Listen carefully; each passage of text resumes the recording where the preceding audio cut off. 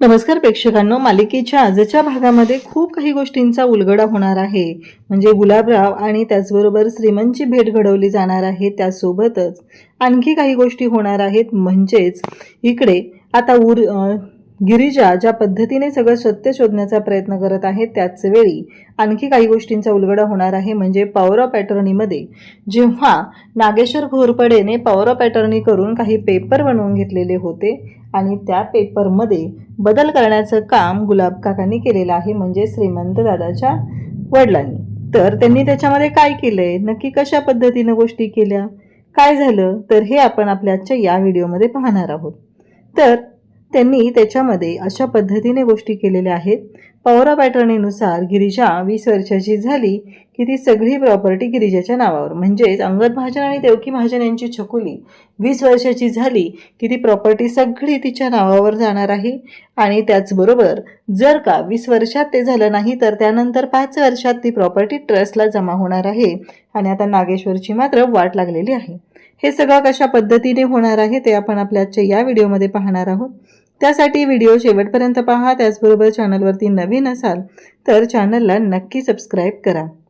इकडे आपल्याला पाहायला मिळतं की आता रुद्रला वारंवार सांगत आहे ती, म्हणजेच इकडे वासंती, हे बघ रुद्र, मी काय म्हणते ना ते शांतपणे एकदा ऐकून घे. मला माहिती आहे तुला राग आलेला आहे, तुला ह्या गोष्टी पटत नाही आहेत आणि हे सगळं जे काय आहे ते सगळं मला मान्य आहे, पण काही गोष्टी शांतपणे ऐकून घे, असं सगळं सांगितलं जात असतं. परंतु इकडे रुद्रला ती म्हणत असते की तू बघ, विचार कर, साधी मला चक्कर आली तर तुला एवढा त्रास झाला, तू एवढा पॅनिक झाला, तिचे तर बाबा तिला सोडून गेलेत, तिची आई लहान असताना तिला सोडून गेली, एवढं सगळं घडलेलं आहे आणि आता ह्या पद्धतीनं हे जे काही चालू आहे त्यावरून तर हेच स्पष्ट होतंय ना, असं सांगितलं जात असतं. आणि तेव्हा मात्र इकडे रुद्र आईला म्हणत असतो, पण का आई साहेब, इकडे गिरिजा वारंवार फोन करत असते, गिरिजा फोनवरती बोलण्याचा प्रयत्न करत आहे पण रुद्र काही फोन उचलत नाही. खरं तर गिरिजा आता कुठल्या कंडिशनमध्ये हे तर आपल्याला माहिती आहे, पण अजिबात फोन उचलला जात नसतो. त्याचबरोबर इकडे पाहायला मिळतं ते म्हणजेच रुद्र म्हणत असतो की नाही, आत्ता मी गिरिजाचा फोन उचलणार नाही, काहीही झालं तरीही या गोष्टींपासून मला लांबच राहायचं आहे, असं त्याने ठरवलेलं असतं. इकडे गिरिजाला आता गुलाब काका म्हणत असतात की काय झालं. गिरिजा म्हणत असते की नाही, मी रुद्रला फोन करते, एकतर ना मी त्यांच्यासमोर सगळे पुरावे आणण्याचा प्रयत्न करते पण त्या गोष्टी घडतच नाहीयेत, कारण त्यांना हे सगळं करूच द्यायचं नाहीये, त्यांना या गोष्टी चुकीच्या पद्धतीनेच करायच्या आहेत, असं सगळं चाललेलं असतं. तेव्हा इकडे गुलाब लगेच सांगायला सुरुवात करतो, हो रुद्र खरंच खूप चांगला आहे, म्हणजे ते नागेश्वरचं रक्त असेल ना असं स्वप्नातही वाटलं नव्हतं, एवढा चांगला तो आहे. मग गिरिजा म्हणते म्हणजे, तेव्हा तो सांगू लागतो की हो, मी स्वतः त्याला भेटलेलो आहे, इव्हन मी त्याला मारण्याचाही प्रयत्न केलेला होता, कारण तो नागेश्वर घोरपडेचा मुलगा आहे म्हणून. अशा पद्धतीने दोघंही बोलत असतात. पण खरंच तो चांगला आहे, त्याने माझी एवढी सेवा केली, माझी काळजी घेतली, मी त्याच्या जीवावर मारायला उठलो होतो पण त्याने मात्र मला कुठल्याच गोष्टीची कमी होऊ दिली नाही, मला त्याने पूर्णपणे बरं केलं. कारण जेव्हा कर्नाटकामध्ये रुद्र गेलेला होता, खरं तर महादेवांचीच कृपा झालेली होती आणि तिथे गेल्यानंतर ह्या सगळ्या गोष्टी अशा पद्धतीने घडलेल्या होत्या. आणि मग ते सगळं गुलाबीकडे सांगत असतो.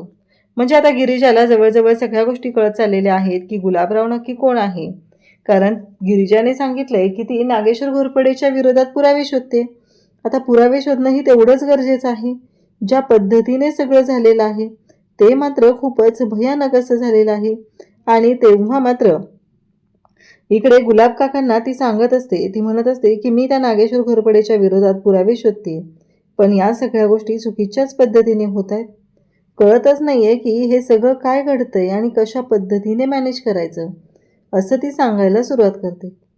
तेव्हा मात्र इकडे त्यांना जे आठवत आहे ते सांगत असतात. ते म्हणत असतात की हो, मीही इतकी वर्ष त्या नागेश्वर घोरपडेच्या विरोधात पुरावे शोधत आहे, पण ते पुरावे काही केल्या हाती लागत नाहीयेत, असं त्यांचं म्हणणं असतं. आता मात्र इकडे गिरिजा म्हणत असते, पण माझ्याकडे पुरावे आले होते, प्रत्येक वेळेस त्या गोष्टी होतात आणि काहीतरी वेगळंच घडतं, काहीतरी विचित्र घडतं आणि अशा पद्धतीने सगळंच अंगलट येत आहे, हे गिरिजा सांगत असते. वारंवार या सगळ्या गोष्टी चुकीच्या पद्धतीने चाललेल्या आहेत. आपण प्रत्येक वेळेस त्या गोष्टी व्यवस्थित करण्याचा प्रयत्न करत असतो, पण ते काही केल्या नीट घडतच नाही. गिरीजा वाटत असतं की मी रुद्रला प्रत्येक वेळेस पुरावे देण्याचा प्रयत्न करत आहे, सगळ्या गोष्टी करण्याचा प्रयत्न करत आहे, पण तसं काहीच घडत नाही.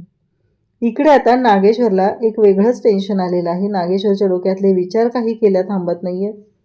नागेश्वर म्हणत असतो की नाही, काही केलं तरी गिरिजाची बॉडी. मग पोलीस घरी आलेले असतात, इन्स्पेक्टर साहेब स्वतः आलेले आहेत आणि ते नागेश्वर घोरपडे सोबत बोलत असतात. तेव्हा मात्र नागेश्वर म्हणत असतो की म्हणजे, तेव्हा ते सांगत असतात की हे बघा, डेड बॉडी सापडली, पण एकच सापडली, ती म्हणजे ड्रायव्हरची. दुसरी डेड बॉडी सापडलीच नाहीये. कदाचित त्या डिझेल टँकच्या जवळ असतील, त्याच्यामुळं ती डेड बॉडी जी आहे दुसरी, ती लांब उडून पडलेली असेल. कारण हा जो अपघात झालेला आहे तो फ्युएल टँकच्या फुटण्यामुळे झालेला आहे असं तर दिसत आहे. ह्या पद्धतीने सगळं चाललेलं असतं.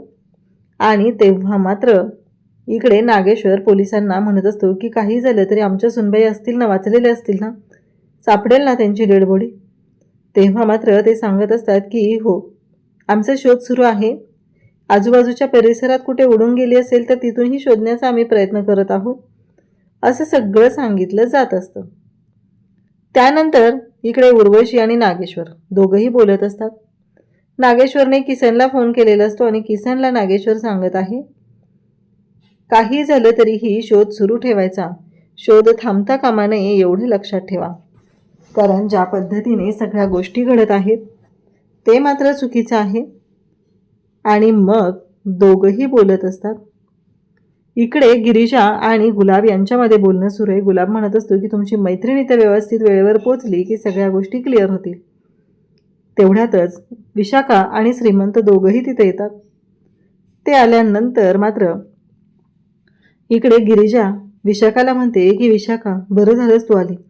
तेव्हा विशाखा म्हणते, काय आहे हे सगळं, मला वाटलंच नव्हतं की ह्या सगळ्या गोष्टी अशा पद्धतीने घडतील, काय होईल काहीच कळत नाहीये, असं म्हणत दोघीही बोलत असतात. विशाखा म्हणत असते, काय चाललंय गिरीजा, आता तुला मारण्यापर्यंत त्यांची मजल गेलेली आहे.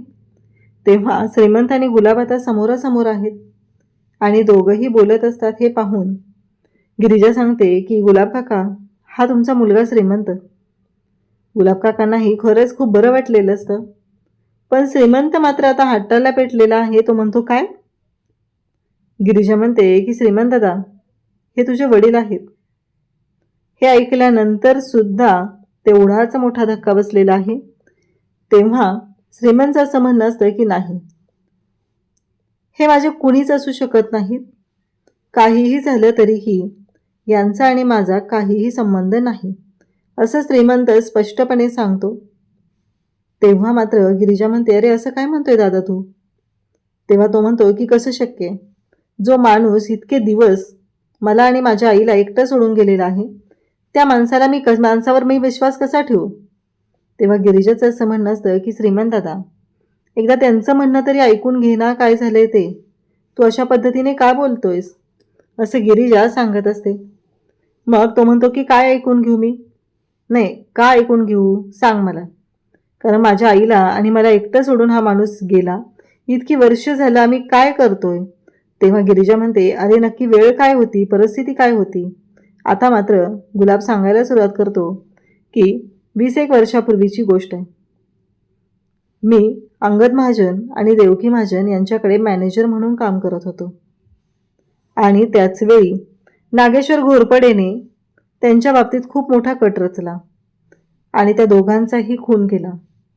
त्यानंतर मी या सगळ्या गोष्टी सोडवण्याचा प्रयत्न करत होतो, पण तो माझ्याकडे आला. मी त्यांचा मॅनेजर होतो. मी नागेश्वर घोरपडेच्या विरोधात साक्ष दिलेली होती, म्हणून त्याने मुद्दामून मला या खुनाच्या आरोपात अडकवलं.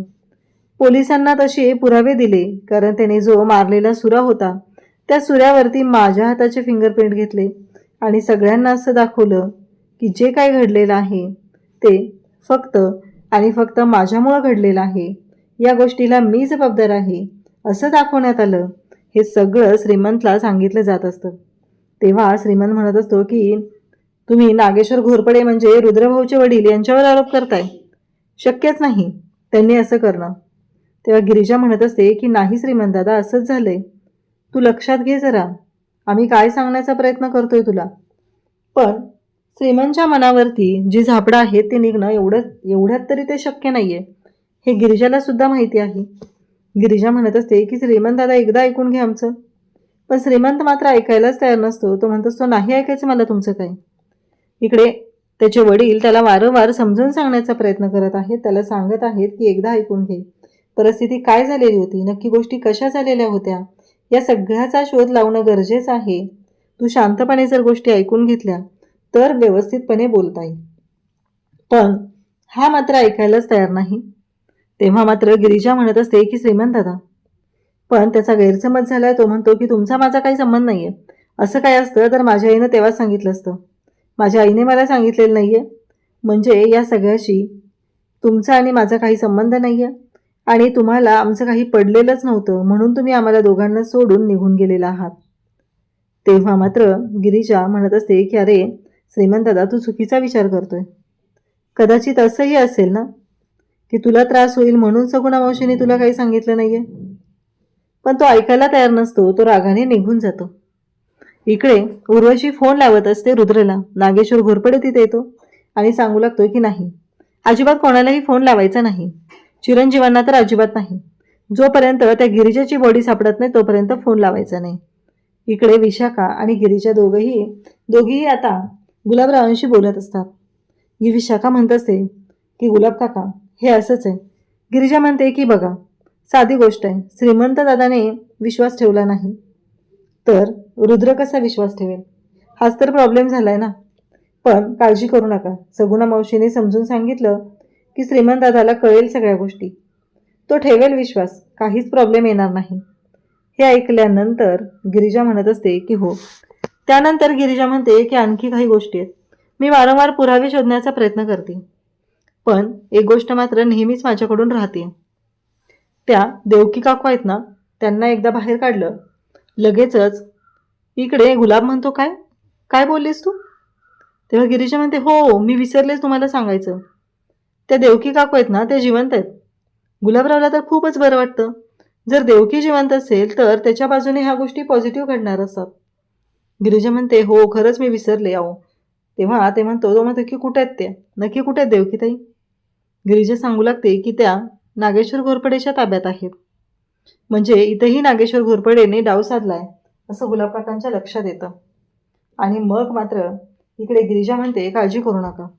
मग इकडे गुलाब काका गिरिजाला सांगू लागतात की आणखी एक महत्त्वाची गोष्ट तुला सांगायची, आणि ती म्हणजे काहीही झालं तरीही आत्ता सध्याच्या घडीला पौरा पॅटर्नीनुसार, म्हणजे मी वकिलांकडून तसा क्लॉज टाकलेला आहे, पौरा पॅटर्नीनुसार ही प्रॉपर्टी 20 वर्षाची जेव्हा अंगद महाजन आणि देवकी महाजन यांची मुलगी होईल तेव्हा तिच्या ताब्यात जाईल.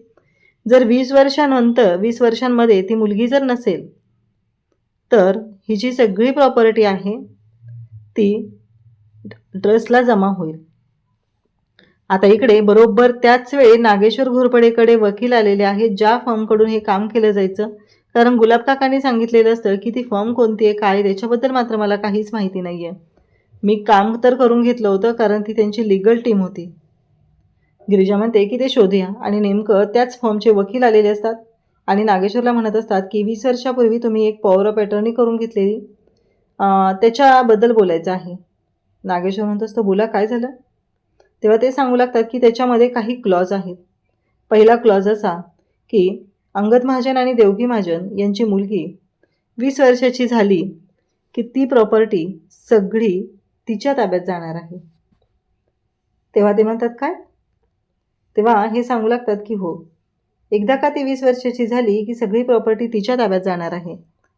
गिरिजा इकडे त्याच गोष्टींचा विचार करते आणि मग नागेश्वरच्या पायाखालची जमीन सरकते. कारण दुसरा क्लॉज असा आहे की जर 5 वर्ष झाली त्याच्या पुढे तर ऑब्वियसली ती सगळी प्रॉपर्टी ट्रस्टला जमा होणार आहे. त्याच्यावर कोणाचा कसलाही अधिकार राहणार नाही. आता गिरिजा, श्रीमंत आणि विशाखा या दोघांनी मिळून एक मोठी कामगिरी करायचं ठरवलेलं असतं, आणि ती कामगिरी म्हणजे वाटतं तेवढी सोपी गोष्ट नाही. तर त्या दोघांनी मिळून देवकीला सोडवलेलं आहे. देवकीला घेऊन ते बाहेर येत असतात आणि जेव्हा देवकीला घेऊन ते बाहेर येत आहेत तेव्हा नागेश्वरचे गुंड तिथं आहेत आणि त्यांनी देवकीला आणि गिरिजाला पकडलेलं आहे. आता मात्र श्रीमंत आणि विशाखा तिथं आलेले आहेत. ते दोघं जण कशा पद्धतीने इकडे देवकीला सोडवतील, कशा पद्धतीने हे सगळं हँडल करतील. तेव्हा मात्र आता इकडे गिरिजा देवकीला म्हणत असते की देवकी काकू चला लवकर, काहीही करून आपल्याला लवकरात लवकर जाणं गरजेचं आहे. मला माहिती आहे तुम्ही दमलाय, पण त्या नागेश्वरचे गुंड आपल्या मागे लागलेले आहेत. आपल्याला लवकरात लवकर निघावंच लागणार आहे. असं सांगत ती देवकीला घेऊन तिथून निघत आहे. पण नागेश्वरच्या गुंडांनी पकडलेलं आहे. आता त्यांना कसा चकवा देणार आणि तिथून ती बाहेर पडणार हे आपल्याला पुढे पाहायला मिळणार आहे. अशाच अपडेटसाठी चॅनलशी कनेक्ट राहा.